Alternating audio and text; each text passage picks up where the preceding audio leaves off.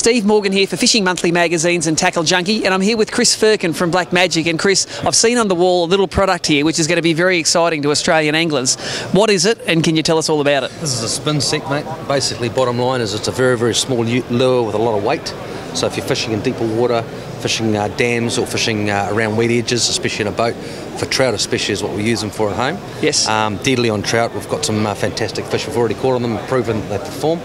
For redfin, yellow belly, bass, I think that's quite a massive application. I'm trialling them next week on Jew, believe it or not, and also a few of your other species here, Taylor and the likes. Yeah, I think Brim will eat them like little jellies, actually. Absolutely. I mean, one of the benefits of the product is you've got good quality components, obviously. So if you hook a bigger than average fish, you're going to get a chance to land it instead of having something with cheaper components. It's got a ball bearing built into the arse of the lure, so of course you've got basically the blade works as a tail. You can retrieve them very, very slowly. The fish will take them on the drop, but they also work damn good if you retrieve them quickly because of the toe point on the lure also. The toe point actually allows it to be pulled down, so it actually automatically swims down, so it doesn't skip across the surface, and they work particularly good in deeper water, and I've used them personally in rivers where I'm fishing deeper pools where I can't ordinarily get down to a deeper pool because the lure's either too big and creates too much resistance against the currents. You can basically use a Spinsect to do the same job.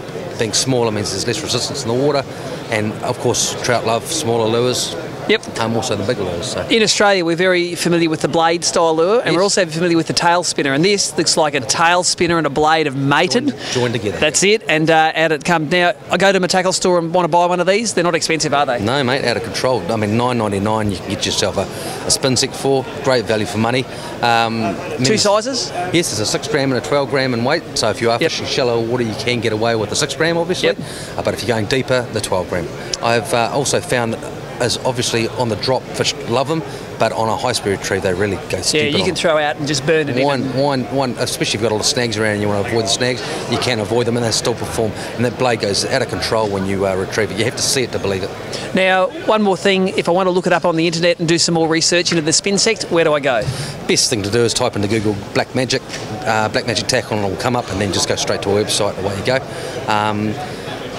Another thing that's becoming quite a big thing in our industry is UV content in lures. It is certainly has a benefit and a difference. Yes. And as you can see with a lot of the colours, got a UV concentration of UV in those. Yes. Same with the Lumo. There's one that you can use at night with good UV as well. But wonderful. Yeah, no, they certainly work, get results. It's just a matter of getting out there and using them. Well, they say you don't get much for $10 these days, but with the Spinsect, I reckon you get great value for money. Absolutely.